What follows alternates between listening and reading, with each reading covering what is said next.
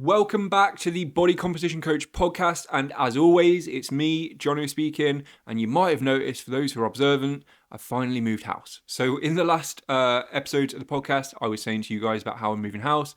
And I was filming them from just kind of a random setup I managed to create at my desk. Well, this is my office. So it's a slightly better setup. Not quite the right setup, but slightly better setup. But also, what you can't see, well, one behind the camera is just tons of boxes because we just moved in and I'm still unpacking. But under those boxes, more importantly, is a sofa, some lighting. We're going to do some stuff to the wall over there. I'm not really much of an interior designer, so I actually might need some help from you guys on this. But basically, what I'm saying here is we're going to create a podcast studio here in my office so that I can bring you more of this. Better quality, more regularly. So ultimately, we might even get to a point where we're doing these podcasts daily, which would be awesome. So look, let me know what you want to see. Do you want to see more like short form, quick info drops that you can kind of listen to when you're there on the Stairmaster or out on your walks? Or do you want to see more like long interview style things with some professionals? I've actually got some interviews lined up. I just was getting house move out of the way first, so we've got that coming anyway. But let me know in the comments what you think, and while you're there, leave me that 5-star review. As I say all the time, thousands of you listen, only tens of you have ever left a review. So look, every review we get just goes a very long way to helping me get this podcast out to more and more people. So just take 10 seconds out of your day to let me know what you think, drop me a 5-star review, and yeah, it helps tremendously. But anyway, on to today's subject. So I'm going to talk today. I actually haven't really decided on the title of this. So, I mean, it might look a little bit different on Spotify and YouTube. But today I'm going to talk about why women have been misled to think that they're not capable of achieving the result that they want. And most of that comment comes from experience over the years. I've spent 17 years in this industry. I've seen things come and go, and I've seen a lot of bad things marketed or sold to women specifically that have misled them to thinking that they are just not capable. And let me explain myself. So, for example, we call it like pink tax or pink marketing. And the best example I can give you with this is if you go on Google and you just search for protein for women, you will find a plethora of reasonably expensive options of protein that is marketed specifically to women. Now, what you'll also know, if you know anything about nutrition or supplementation or just have any kind of common sense whatsoever, is protein is the same as it is for men and it is for women, right? So protein is protein for one, but also it's used the same in the body as it is in a man's body or in a woman's body. So the idea that you would need a protein that is specifically for women is ludicrous. But you can buy one and you can pay a lot of money for it. So the same thing goes for things like creatine, any kind of supplementation really, but also coming away from supplementation and towards like nutrition, the different diets that women have been sold. You know, Slim Fast for years was sold to women, marketed specifically to women. Weight Watchers, you know, over the years, again, they do obviously allow men in, but generally it is women that are the higher proportion of members. And again, you know, when we go into like the exercise realm as well, we look at things like Pilates and yoga and that kind of thing, again, mainly marketed towards women, but also like group classes, the pink dumbbells, I need to talk about that. I'll come back to that in a second. But like group classes, you know, people think I have a vendetta against Les Mills and that kind of thing. I just don't like that it's promised to be something that it's not.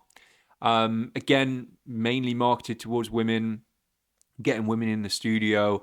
All of the time, this stuff is pulling women away from the stuff that they really need to be doing and driving a wedge between the way women train and eat and supplement and the way men train and eat and supplement. So let me just come back to the pink dumbbells because I think it's relevant. But generally in most gyms, and over the years you've seen this anyway, maybe not so much now, but over the years it's been quite prevalent. There's always like a set of pink dumbbells in the corner, right? And that was almost like, I'm not saying it's so much now because I do think things are improving, but there was almost like in most gyms I worked in, this set of small pink dumbbells in the corner that were like, you know, for toning. You know, you would use the little ones for toning and the big dusty cobweb ones in the corner In the other corner are for the men to kind of lift to failure and grunt and lift heavy and, get very masculine with, I don't know. You know what I'm trying to say. But ultimately, there was always like the toning area, the toning dumbbells. And again, marketed to women, usually and annoyingly, those things were pink. And I'm not saying pink is just for women, but, generally when people are choosing a color to market to women, they do go with something like that. So, you've got supplementation, you've got training, you've got nutrition, you've got just information generally that has been marketed towards women, has been sold to women, usually to sell them a product like a slimming tea or a different type of diet or a different type of workout routine or, a class of some sort. All of this stuff is sales. It is sales and it is marketing. But it's been directed towards women and it's been playing on their insecurities. That they want this toned, slim, defined figure that they can only get by doing all these very feminine things in fitness training, nutrition, supplementation that is specifically for women. Not for men, because we don't want to get bulky. We don't want to lift heavy and get all muscular and strong. That'd be the worst thing in the world, wouldn't it? So we do, the petite, defined, toned stuff, and we market that towards women. Now, here's where the problem comes in. This, like I said, has driven a divide. It's driven a wedge between how women train, eat, supplement, and how men train, eat, and supplement. Now, the problem with that is women need to be training like men. They need to be eating, on the whole, maybe not quite the same calories, but on the whole, they need to be eating like men. And let me just explain that sentence. So they need to train like men, in that they need to lift heavy weight, they need to get strong, they need to progressively overload, they need to have strength goals, they need to train to failure.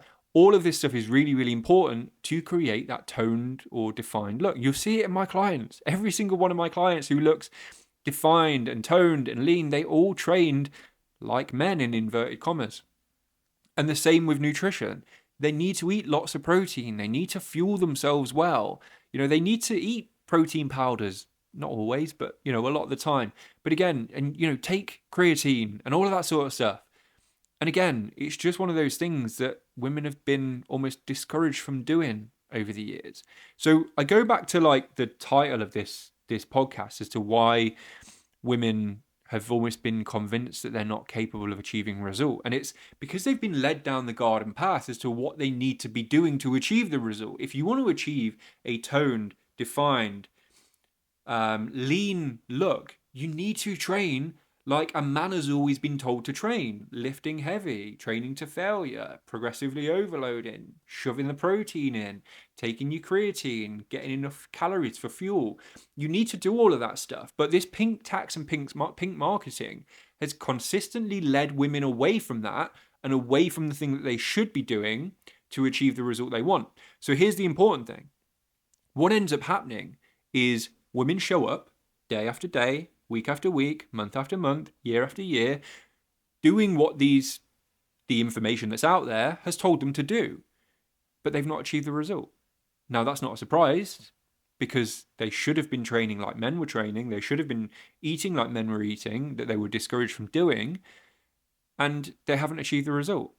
So why would they think that they were ever capable of achieving the result when they've been doing what they were told to do?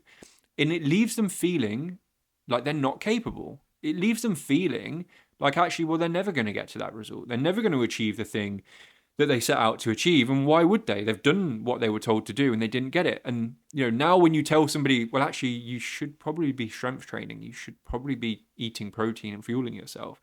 It just feels like the next fad. It just feels like, well, I've done what I was told to do in the 80s, the 90s, the noughties, and the 2010s, and I still haven't achieved what I thought I would. So I've provided myself, and this is the key thing, you've provided yourself no evidence that you are capable of achieving the result that you want to achieve.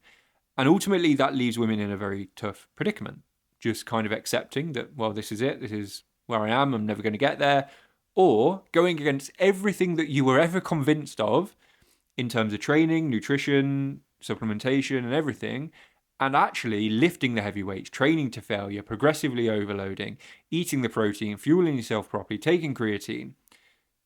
So it leaves you with a difficult choice. And this is something that I'm seeing every single day now in this industry.